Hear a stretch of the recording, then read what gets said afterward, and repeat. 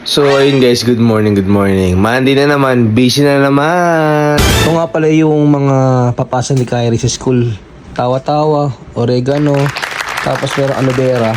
Good morning! Nakapagluto na rin pala ako ng breakfast. Meron tayo itong corned beef pati burger patty. Baka ni sa school, tapos brunch na rin natin mamaya. Ang gupit si Pogi ah.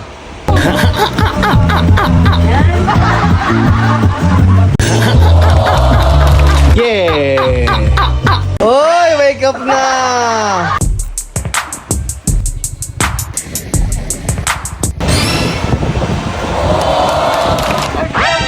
Ano? Pagod ka na mag-write?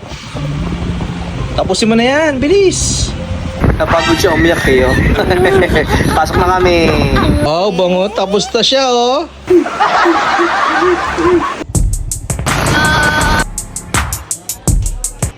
Sleeping time na si Gabi! Sleep na, close your eyes.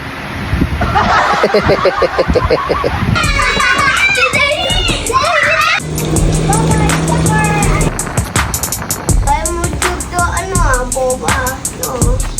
Tata,